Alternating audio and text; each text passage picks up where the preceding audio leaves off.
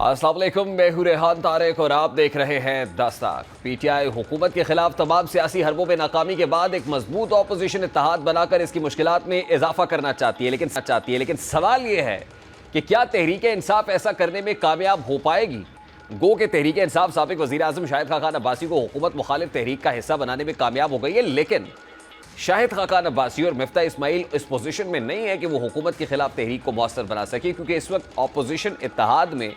دو ہی بڑی جماعتیں موجود ہیں، ایک پی ٹی آئی اور دوسری جمعیت علماء اسلام فے یا جے یو آئی فے۔ اب اصولی طور پر تو پی ٹی آئی اور جے یو آئی فے کا الیکشن دھاندلی کے حوالے سے موقف ایک ہی ہے۔ جے یو آئی فے بھی نئے انتخابات کا مطالبہ کر رہی ہے اور تحریک انصاف کا بھی یہی دیرینہ مطالبہ ہے، تو اس اعتبار سے 8 فروری کو جے یو آئی فے اور تحریک انصاف کو مل کر جلسہ یا احتجاج کرنا چاہیے، لیکن ایسا لگ رہا ہے جیسے پی ٹی آئی اور جے یو آئی فے انتخابی دھاندلی کے خلاف شانہ بشانہ کھڑے نظر نہیں آئیں گے، کیونکہ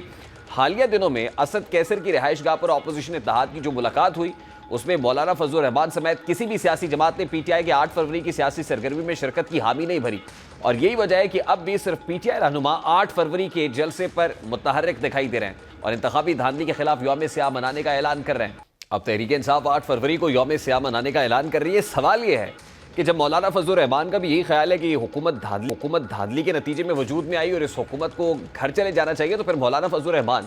پی ٹی آئی کے ساتھ مل کر 8 فروری کے جلسے میں شرکت کیوں نہیں کر رہے؟ اور جب یہی سوال صاحبزادہ حامد رضا سے پوچھا گیا کہ کیا تحریک انصاف کا دیگر اپوزیشن کے ساتھ صرف زبانی کلامی اتحاد ہے یا پھر مل جاج بھی کیا جائے گا، یعنی پی ٹی آئی خود کلیئر نہیں ہے کہ وہ اپوزیشن جماعتوں کے ساتھ مل کر حکومت کے خلاف مؤثر حکمت عملی اپنا سکتی ہے یا نہیں، اور یہی وجہ ہے کہ 8 فروری کو تحریک انصاف احتجاج کی بجائے صرف جلسے پر فوکس کر رہی ہے، کیونکہ ذرائع سے جو خبر سامنے آ رہی ہے اس کے مطابق 8 فروری کو پی ٹی آئی اسلام آباد میں کوئی احتجاج نہیں کرے گی، صرف پی ٹی آئی کی اسلام آباد کی قیادت اور کارکنان ثوابی جلسے میں شرکت کریں گے، اور یہ بھی اطلاعات آ رہی ہیں کہ ممکنہ طور پر بانی پی ٹی آئی جلسے یا احتجاج کو مؤخر بھی کر دے۔ بہرحال اب اپوزیشن اتحاد کے اندر صرف جے یو آئی فے ہی ہے جو اسٹریٹ پاور رکھتی ہے اور منظم انداز میں جلسے اور احتجاج کرنے کی صلاحیت رکھتی ہے، لیکن جے یو آئی فے اور پی ٹی آئی میں وہ تعلق اب نہیں بن سکا جو بننا چاہیے۔ دونوں جماعتوں میں اعتماد کا فقدان دکھائی دیتا ہے، اور دوسرا پہلو یہ بھی ہے کہ پی ٹی آئی اور جے یو آئی فے کے خیبر پختونخوا میں اپنے اپنے مفادات بھی ہیں، اور سیاسی حلقوں میں یہ چہم گوئیاں بھی ہو رہی ہے کہ اگر جے you I Fe P T I سے اتحاد کرتی ہے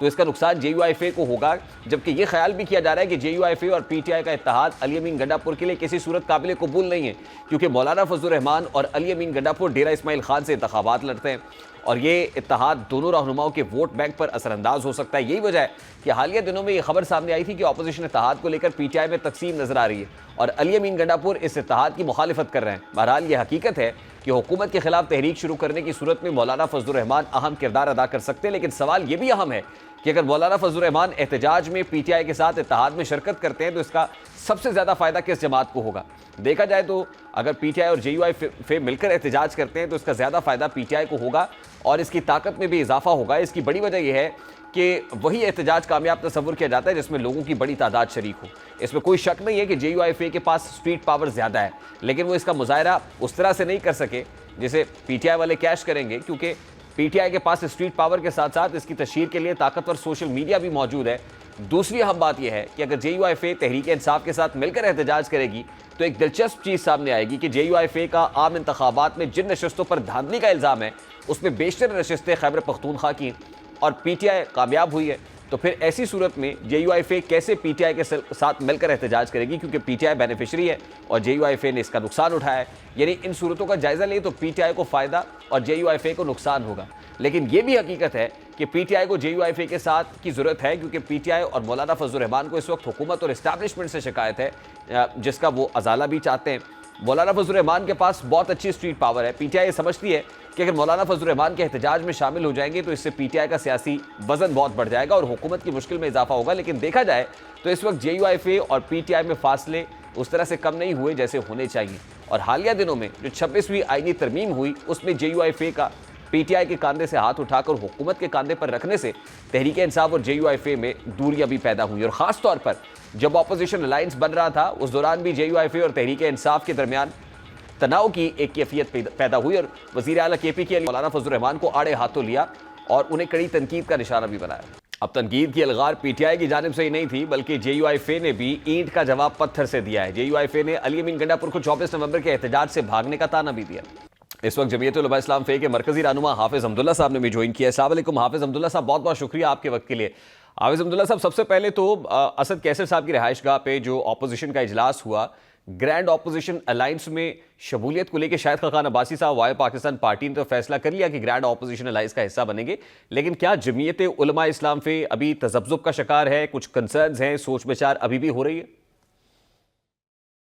मेरे ख्याल में ये जो इजलास हुआ है असद कैसर के घर पर,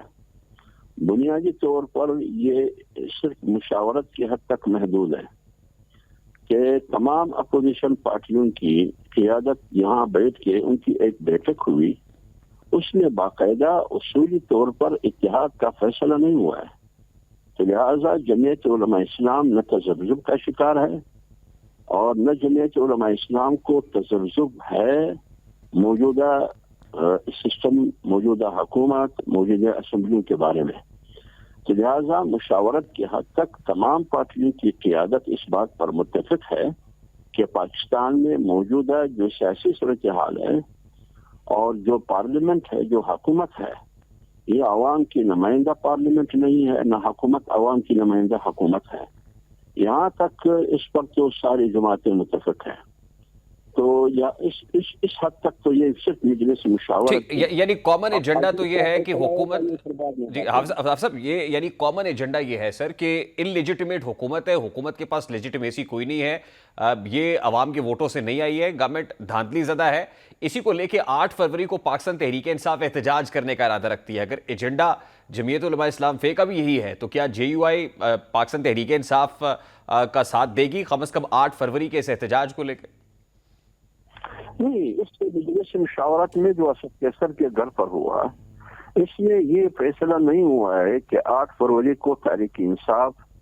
एहतजाज का ऐलान कर चुकी है और बाकायदा जमीयत उलमा इस्लाम उसका हिस्सा बनेगी।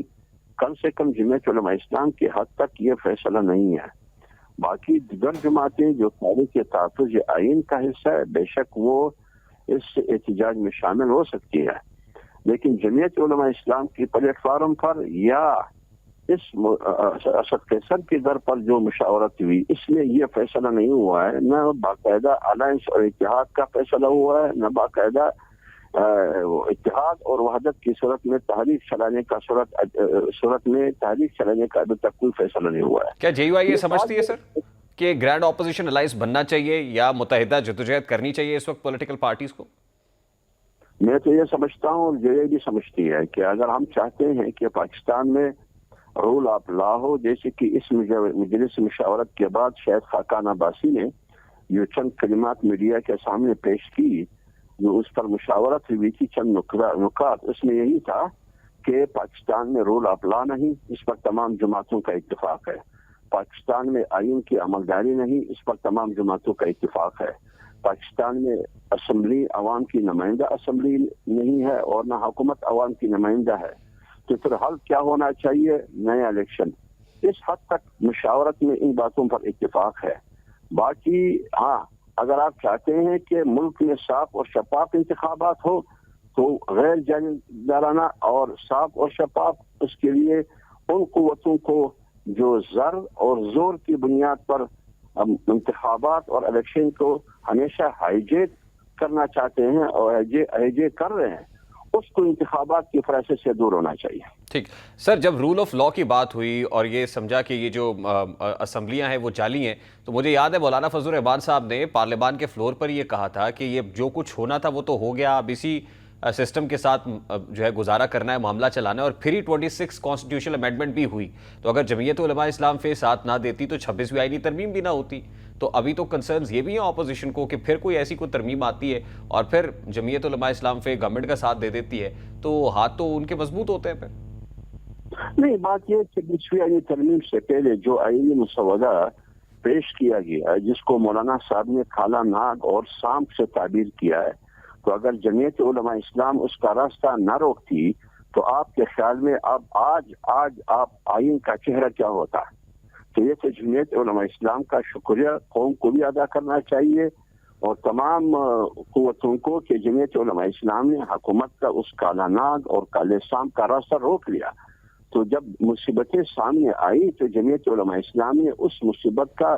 सामना और उसको रोकने के लिए 26ਵੀं यानी तरमीम की सूरत में जो 56 क्लासेस में वो तरमीम चाहते थे, हमने 22 तक महदूद किया। क्योंकि मेरे ख्याल में जमीयत को खराज तहसीन पेश करना चाहिए था, वरना आपकी 73 की आयन के चेहरा ही बिगाड़ जाता। ठीक, कामरान मुर्जा साहब ने 2 रोज़ पहले ये कहा कि हमें तो ये कहा गया था कि चीफ जस्टिस मंसूर अली शाह साहब होंगे। ये तो पार्लिमानी कमेटी के पहले इजलास के अंदर पता चला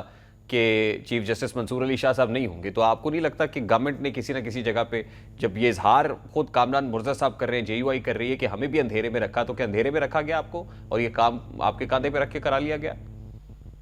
ये बात सही है आपकी, ये बात आपकी सही है कि हमारे साथ मुख्तलिफ औकात में वादे हो चुके PDM के ज़माने में भी और इस मरहले पर भी जिसकी निशानदेही आपने की, लेकिन वो वादा नहीं निभाया गया। तो जब नहीं निभाया गया तो जिसने धोखा दिया, आप उनसे इस सवाल का जवाब पूछिए। हम तो इतना जरूर कह सकते हैं कि हमें यकीन दिलाया था और हमने ये कहा था कि ठीक है 26वीं यानी तरमीम में ये एक क्लास जो आप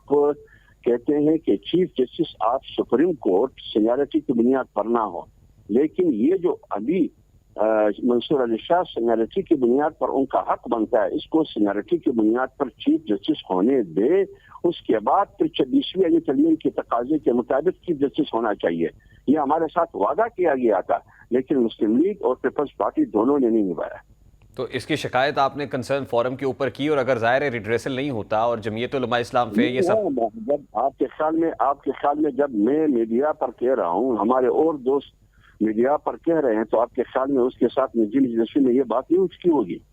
ठीक, तो इसके बावजूद भी आपको लगता है कि जमीयत उलमा इस्लाम फे को भी सोच विचार करनी चाहिए कि सड़क पे आना है, पार्लियामान के अंदर जद्दोजहद करनी है, या किस तरीके से हुकूमत से छुटकारा हासिल करना है?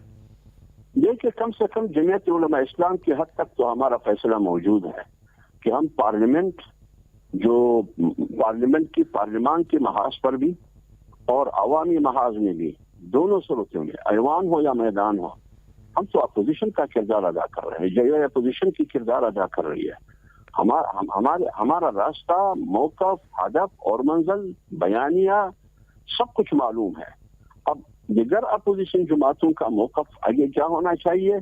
वो क्या करना चाहती है, जमीयत उलमा इस्लाम से क्या ताउन चाहती है, वो आगे की बात है। ठीक है सर, लास्टली ज़ाहिर है पाकिस्तान तहरीक इंसाफ अपोजिशन की एक बड़ी पार्टी है, और जब आप ये कहते हैं कि इंतखाबात जाली हैं और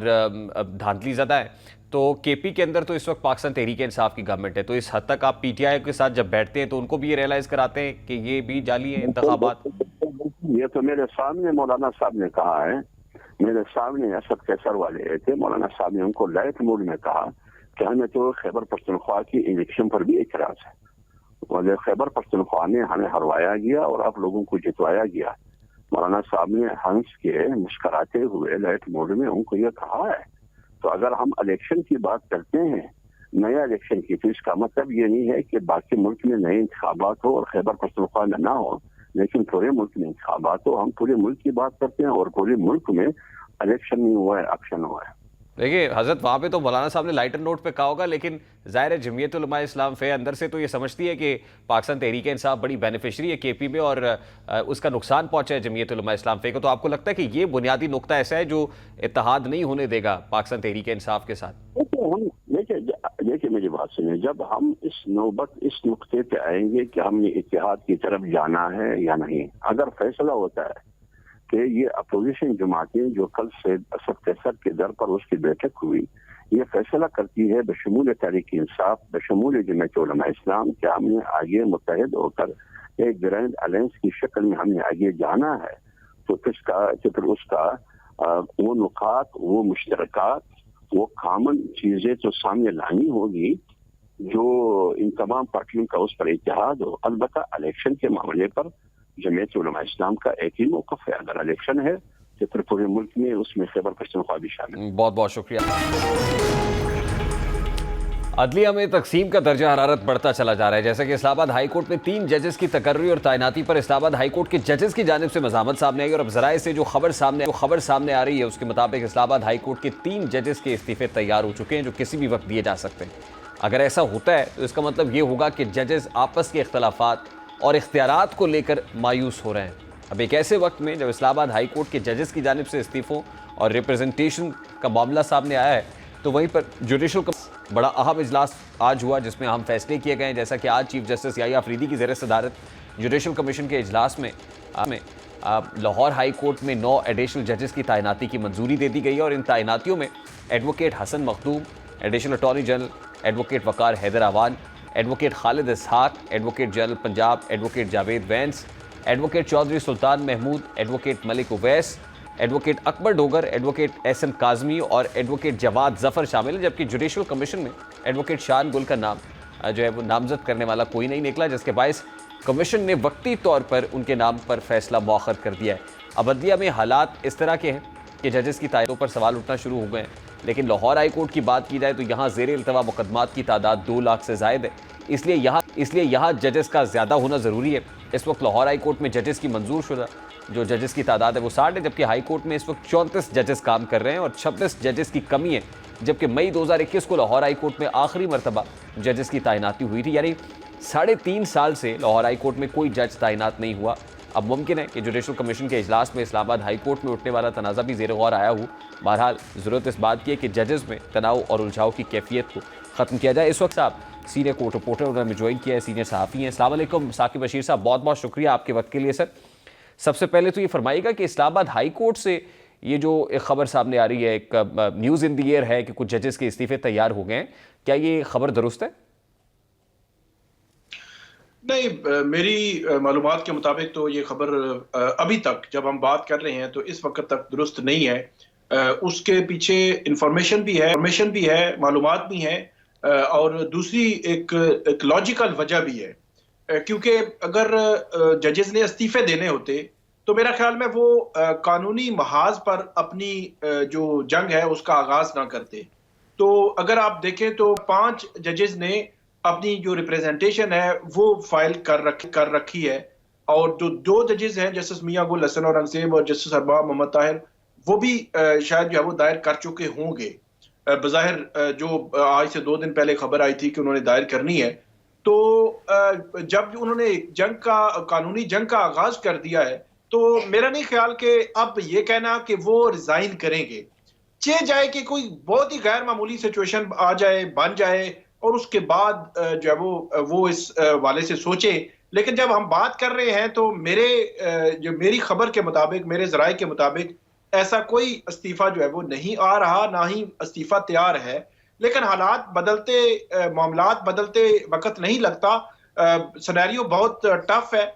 جو چند دن ہے، آج جب ہم بات کر رہے ہیں تو 6 فروری ہے آج، تو 10 فروری تک کا ٹائم ہے۔ اس کی وجہ یہ ہے کہ آپ اندازہ لگائیں کہ جو سینیارٹی ہے اس میں 1 درجہ جو ہے وہ ان کی تنزلی ہوئی ہے، مطلب جسٹس محسن اختر کیانی سے لے کر جسٹس سمر رفعت امتیاز تک یہ 7 ججز بنتے ہیں، 1 درجہ ہر جج کی تنزلی ہوئی ہے، مطلب 7 جج جو ہے وہ ڈائریکٹ متاثرہ فریق ہیں جسٹس سرفراز ڈوگر، جن کو سینئر پیونی جج بنایا گیا ہے۔ تو یہ جب ریپریزنٹیشن چیف جسٹس عامر فاروق صاحب کے سامنے دائر ہوئی ہے تو ایک تو ججز نے یہ بھی کہا ہے کہ آپ ریپریزنٹیشن 10 فروری سے پہلے اس کا فیصلہ کر دیں کیوں، اور دوسرا انہوں نے چیف جسٹس یحییٰ افریدی کو بھی بھیجا ہے کہ آپ 10 فروری کا اجلاس مؤخر کرائیں۔ اس کی وجہ یہ ہے کہ جب 10 فروری کا اجلاس ہوگا تو وہاں پہ ہائی کورٹ سے 5 ٹاپ سینئر ججز کو کنسیڈر کیا جانا ہے سپریم کورٹ جانے کے لیے۔ تو اگر اسلام آباد ہائی کورٹ کے ٹاپ 5 کنسیڈر ہوں اور نئی سینیارٹی لسٹ آئی ہے تو اس میں تو جسٹس جو سرفراز ڈوگر ہے وہ دوسرے نمبر پہ ہیں۔ تو اس کا مطلب یہ ہے کہ ایک کنٹروورسی جو جنریٹ ہوئی ہے کہ ججز کہہ رہے ہیں کہ یہ سینیارٹی درست نہیں ہے، اور چیف جسٹس عامر فاروق کہہ رہے ہیں کہ انہوں نے جو سینیارٹی بنوائی اس کے مطابق جو سینیارٹی انہوں نے دوسرے نمبر پر رکھا۔ تو یہ کنٹروورسی جو ہوئی ہے تو اس میں دیکھنا ہوگا کہ کیا پھر جوڈیشل کمیشن آف پاکستان وہ ٹاپ 5 ججز کو ہی کنسیڈر کرتا ہے اور جو سینیارٹی چیف جسٹس عامر فاروق صاحب نے جاری کی اسی کو کنسیڈر کرتا ہے، یا وہاں کچھ مختلف ویو آتا ہے؟ کیونکہ یحییٰ افریدی صاحب جو ہے چیف جسٹس، ان کی جانب سے پچھلے دنوں کہا گیا کہ ہم نے معاملہ ٹیک اپ کر لیا ہے، اور انہوں نے کہا کہ جو سینیارٹی والا معاملہ ہے اس پہ آپ سوال نہ کریں کیونکہ ابھی تک میں اس پہ کوئی بات نہیں کرنا چاہتا، میرا ایک ویو ہے۔ تو اس کا مطلب یہ ہے کہ ویو ڈیفرنٹ بھی ہو سکتا ہے، اور ویو جو ججز کے ساتھ بھی ہو سکتا ہے، اور جو سینیارٹی ابھی بنا دی گئی ہے اس کے ساتھ بھی جا سکتا ہے۔ تو یہ ایک قانونی میں یہ سمجھتا ہوں کہ جنگ کا آغاز ہو گیا ہے۔ اب چیف جسٹس عامر فاروق صاحب جو ہے وہ 10 سے پہلے اگر یہ جب اس کا فیصلہ کرتے ہیں جو بظاہر ممکنہ طور پر، کیونکہ پہلے وہ سینئرٹی لسٹ بنوا چکے ہیں، ممکنہ طور پر دوبارہ سے وہ اسی کو انڈورس کر سکتے ہیں اور ان کی پریزنٹیشن خارج ہو سکتی ہے. تو اس صورتحال میں یہ معاملہ سپریم کورٹ میں جائے گا آئینی بینچ کے سامنے. مطلب وہ جو ریپرزنٹیشن ان کی ڈیسائیڈ ہوگی، ریپرزنٹیشن اگر ڈسمس ہو جاتی ہے تو یہ سپریم کورٹ جائے گا. اگر ریپرزنٹیشن پہ فیصلہ نہیں ہوتا تب بھی معاملہ سپریم کورٹ جائے گا. تیسری صورت یہ ہے کہ ریپرزنٹیشن جس کے امکانات بہت کم ہیں کہ ان 5 ججز یا 7 ججز کے حق میں فیصلہ آ جائے تو پھر تو معاملہ ہی ختم ہو گیا. پھر تو جسٹس سرفراز ڈوگر جو ہے وہ 11ویں اور باقی جسٹس جو سمرو ہیں وہ 12ویں اور جسٹس آصف جو ہے وہ 13ویں نمبر پر آ جائیں گے. تو یہ ایک بہت غیر معمولی ہے. میرا نہیں خیال کہ حکومت وقت جس نے 3 ججز کو لایا ہے وہ ان کو آخری نمبر پر رکھیں گے، پورا زور لگائیں گے. حکومتی تشریح بھی یہ ہے، حکومت کہہ بھی یہی رہی ہے کہ وہ جو ہے وہ سینئر 3 جج ہی رہیں گے. لیکن میرا خیال میں ایک ایسی پریسیڈنٹ اگر انڈورس کر دی سپریم کورٹ نے، آئینی بینچ نے، تو یہ ایک نیا پنڈورا باکس تو میں نہیں کہوں گا، ایک نیا ایسا رستہ کھل جائے گا جس کے بعد آج کے بعد 5 ہائی کورٹس میں جب جو ہے وہ چیف جسٹس کی تعیناتی کا معاملہ ہوگا تو وہ پھر سوچا جائے گا کہ اب جو ہے وہ بلوچستان سے لایا جائے، لاہور سے لایا جائے، پشاور سے لایا جائے، کب کس ہائی کورٹ میں کون سا جج چیف جسٹس لگایا جائے. تو پھر وہ سینیورٹی والا معاملہ بالکل ہی پیچھے چلا جائے گا. ٹھیک، یعنی معاملہ جو ہے ابھی آپ یہ کہہ رہے ہیں کہ جسٹس عابر فاروق کی کورٹ میں، اور جسٹس عابر فاروق کی کورٹ جو فیصلہ کرے گی اس کے بعد یہ دیکھا جائے گا. یعنی جو نیکسٹ اپروپریٹ فورم ہے آپ کے نزدیک وہ کانسٹیٹیوشنل کورٹ ہو سکتا ہے اور یہ پھر آئینی تشریح کا معاملہ ہے، یہ تشریح طلب ہے؟ جی بالکل، یہ بڑا کلیئر ہے، 100% کلیئر ہے کہ یہ آئینی تشریح کا معاملہ ہے اور یہ عامر فاروق صاحب کے ہٹ کر جو ہے وہ اوپر جانا ہے سپریم کورٹ میں. پھر ایک اور سینیریو آپ دیکھیں نا کہ 10 فروری کو اجلاس ہو رہا ہو اور 10 فروری اجلاس کے میں چیف جسٹس عامر فاروق صاحب جو ہے ان کو کنسیڈر کر لیا جائے سپریم کورٹ کے لیے. تو جب سپریم کورٹ کے لیے کنسیڈر ہو جائیں گے تو پھر تو وہ فیصلہ، میرا نہیں خیال کہ میری اسیسمنٹ کے مطابق پھر تو وہ چیف جسٹس کی بجائے سپریم کورٹ کے جج ہو چکے ہوں گے. تو پھر جو ان سے پیچھے آنے والا چیف جسٹس ہے اس ریپرزنٹیشن کو وہ ڈیسائیڈ کر سکتا ہے. لیکن جو پیچھے آنے والا چیف جسٹس ممکنہ طور پر جسٹس سرفراز ڈوگر صاحب ہے تو وہ جو ہے وہ اس میں ایک فریق ہے، تو وہ پھر کیسے ڈیسائیڈ کریں گے. تو الٹیمیٹلی میں یہ کہہ رہا ہوں کہ یہ معاملہ آئینی بینچ کے سامنے جانا ہے اور آئینی بینچ نے ہی ڈیسائیڈ کرنا ہے کہ سینیئرٹی وہ جو کنسیڈر ہوگی جو چیف جسٹس عامر فاروق صاحب نے سینیئرٹی لسٹ جاری کی ہے، یا وہ ججز بات کر رہے ہیں کہ ایک ہائی کورٹ کا جج جو ہے وہ اس نے اوتھ جو ہے وہ اس ہائی کورٹ کے جج کے طور پر اوتھ لیا ہے، اگر دوسری ہائی کورٹ میں جائے گا تو اس ہائی کورٹ کا الگ اوتھ لے گا، حلف لے گا، اور اس کے بعد اس کی سینیئرٹی اس لحاظ سے ہی وہیں سے شروع ہوگی جس دن وہ اس نے اوتھ لیا. تو یہ ایک میرے خیال میں اس کے لیے تو ثاقب بشیر صاحب دیکھیے بہت ضروری ہے کہ 10 فروری سے پہلے جسٹس عابر فاروق صاحب یہ معاملہ ٹیک اپ کر لیں. تو آپ کو نظر آ رہا ہے کہ 10 فروری سے پہلے جو ہے چیف جسٹس اسلام آباد ہائی کورٹ جو ابھی جسٹس عابر فاروق صاحب ہیں وہ کوئی نہ کوئی فیصلہ کر دیں گے اس ریپرزنٹیشن کا؟ جی بالکل، اب کریں گے یا نہیں یہ مجھے آئیڈیا نہیں ہے فی الحال کہ وہ کیا کریں گے، کیونکہ جمعے کا دن ہے ایک ورکنگ ڈے اور ایک سیٹرڈے ورکنگ ڈے ہے، اس درمیان میں سنڈے جو ہے وہ چھٹی ہوتی ہے اور منڈے والے دن جو ہے وہ 10 فروری ہے. تو دن تو 2 ہی بچے ہیں. اب یہ ہے کہ ان کو فیصلہ 10 فروری سے پہلے ججز نے لکھا ہے کہ آپ 10 فروری سے پہلے فیصلہ کریں کیونکہ ایک کنٹروورسی بنی ہے اور 10 فروری کو وہ معاملہ دوبارہ جوڈیشل کمیشن پاکستان کے سامنے بھی آئے گا اور وہاں پہ انہوں نے کہہ رکھا ہے کہ اگر 10 فروری سے پہلے یہ معاملہ طے نہیں ہو جاتا تو آپ پھر اس کو مؤخر کریں 10 فروری کے اجلاس کو. تو یہ ایک عجیب سی ایک سینیریو، ایک سچویشن جو ہے وہ بن رہی ہے جو آئندہ میرے خیال میں 72 گھنٹے میں ہمیں کلیئرٹی ہو جائے گی کہ یہ چیزیں کس طرف جا رہی ہیں. اور حکومتی جو پلان ہے وہ بڑا سمپل اور سادہ سا ہے. جب 10 فروری کو اگر چیف جسٹس عامر فاروق صاحب کنسیڈر ہو جاتے ہیں سپریم کورٹ کے لیے تو پھر اگلے 1-2 روز میں جو ہے وہ ممکنہ طور پر جو سینئر پیونی جج ہوں گے وہ ممکنہ طور پر قائم مقام چیف جسٹس کا حلف لے سکتے ہیں. پھر اس کے بعد مستقل کے لیے جوڈیشل کمیشن کا اجلاس بلایا جائے گا، اس میں کنفرمیشن ہوگی اور اس کے بعد وہ جب مستقل چیف جسٹس کا حلف لے سکتے ہیں. بہت بہت شکریہ. ہر چیز کا درست اور غلط استعمال ہوتا ہے، اسی طرح سوشل میڈیا کا درست اور غلط استعمال کا انحصار اسے استعمال کرنے والے پر ہے. سوشل میڈیا پر بہت اچھا کانٹینٹ بھی دیکھنے کو مل رہا ہے جو معاشرے میں تعمیری اور مثبت سوچ کو فروغ دے رہا ہے، اور سوشل میڈیا تفریح کا بھی زبردست ذریعہ ہے، جیسا کہ ٹریول ولاگز، انٹرٹینمنٹ ولاگز ہیں یا پھر حالات حاضرہ پر بہت سا مواد سوشل میڈیا پر دیکھنے کو ملتا ہے. اسی طرح ڈیلی ولاگنگ کا رواج بھی چل نکلا ہے جو کہ اچھی بات ہے، لیکن بدقسمتی سے سستی شہرت اور پیسے کمانے کی دوڑ نے تمام اخلاقی اقدار کو پیچھے چھوڑ دیا. اور ظاہر ہے سوشل میڈیا پر وہ لوگ ولاگنگ کر رہے ہیں جن میں سے بیشتر کانٹینٹ بنانے والوں کے پاس کوئی جرنلزم کی ڈگری نہیں ہے، کوئی میڈیا ایتھکس جانتے نہیں ہیں، یہ جرنلزم سے آری لوگ ہیں. یہی وجہ ہے کہ وہ اچھے برے کی تمیز سے بالا تر ہو کے ایسا کانٹینٹ بناتے ہیں جس سے صرف ویوز آ سکیں، یعنی ویوز ان کے کانٹینٹ کو ڈرائیو کرتے ہیں، بھلے عزت پر حرف آتا ہے تو آتا رہے۔ اب یہی وجہ ہے کہ تربیت کے بغیر یہ ولاگرز اپنے کانٹینٹ کے ذریعے معاشرے میں نکھار پیدا کرنے کی بجائے بگاڑ پیدا کرنے کی وجہ بھی بن رہے ہیں۔ اب یہ کہنے کو تو سوشل میڈیا انفلوئنسرز ہیں، لیکن ان کے آئے روز نئے اسکینڈلز اور قانون کی بار بار خلاف ورزی اور جیل کی ہوا کھانے سے یہ تاثر ابھر رہا ہے کہ جیسے ولاگرز کم اور کرمنل زیادہ ہیں۔ جیسے کہ معروف یوٹیوبر رجب بٹ کو غیر قانونی طور پر شیر کا بچہ رکھنے پر جیل کی ہوا کھانا پڑی، پھر اسی طرح معروف ولاگر ڈکی بھائی کو ناجائز اسلحے کی وجہ سے پولیس کی حراست میں لیا گیا، پھر معروف ٹک ٹاکر ندیم نانی والا کو جعلی نمبر پلیٹ لگانے پر حراست میں لے لیا گیا۔ اب یہ وہ لوگ ہیں جن کا کسی نہ کسی حوالے سے کرمنل ریکارڈ موجود ہے، لیکن پریشان کن بات یہ ہے کہ ان کے چاہنے والے ان پر اندھا اعتماد کرتے ہیں۔ پی ٹی آئی کے مطابق سوشل میڈیا پلیٹ فارم کو استعمال کرنے والوں کی تعداد کم و بیش 7 کروڑ ہے، جن میں سے اکثریت 10 سے 15 سال کی عمر کے بچوں کی ہے۔ اب ظاہر ہے اس عمر کے ذہن کچے ہوتے ہیں اور بچوں کے اچھے برے کی اس طرح سے پہچان وہ نہیں کر پاتے، اور ایسے بچوں کی تعداد ان یوٹیوبرز کو فالو کر رہی ہوتی ہے جو کبھی آپس کی لڑائی میں لڑتے نظر آتے ہیں تو کبھی اپنی فیملی کے ساتھ ولاگنگ کرتے دکھائی دیتے ہیں اور کبھی گالم گلوچ کرتے دکھائی دیتے ہیں، اور پھر بچے انہی کو فالو کرتے بھی نظر آتے ہیں۔ جیسا کہ کچھ دن پہلے ڈکی بھائی نے اپنے فینس کی ڈیمانڈ پر بال منڈوا دیے، سر کے بال منڈوائے، تو بچوں نے بھی دیکھا دیکھی وہی کر، سب کچھ اپنی جگہ پر، لیکن لچر پن کو کلچر اور کثافت کو ثقافت نہیں بننا چاہیے۔ ڈونلڈ ٹرمپ کے فلسطین کے حوالے سے ارادے کیا ہیں یہ واضح ہو چکا ہے۔ امریکی صدر کی غزہ کو اپنے قبضے میں لینے کے حالیہ بیان کے بعد عالمی سطح پر ان کو شدید تنقید کا سامنا بھی کرنا پڑ رہا ہے۔ پاکستان کی جانب سے بھی امریکی صدر کے فلسطینیوں کو ان کی زمین سے ہٹانے سے متعلق بیان کو ناانصافی پر مبنی قرار دیا گیا، جبکہ اقوام متحدہ نے فلسطینی علاقے میں نسل کشی کے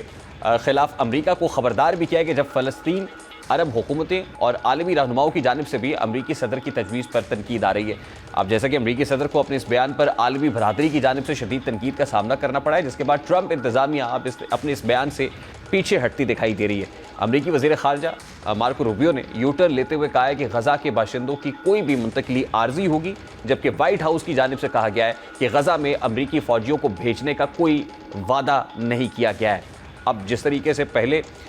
ڈونلڈ ٹرمپ نے اپنے اس دور اقتدار میں آتے ہی بہت سارے سٹیٹمنٹس دیے، بڑکے ماری اور اس کے بعد یو ٹرن لیا، لگتا ہی ہے کہ اس سٹیٹمنٹ سے بھی اب ڈونلڈ ٹرمپ یو ٹرن لیں گے اور انہیں پیچھے ہٹنا پڑے گا، اور شاید یہی موضوع اور مناسب عمر بھی ہوگا۔ پروگرام کا وقت اپنے اختتام کو پہنچے، آپ سے ملاقات ہوگی انشاءاللہ کل۔ اپنا رکھیے خیال، اللہ حافظ۔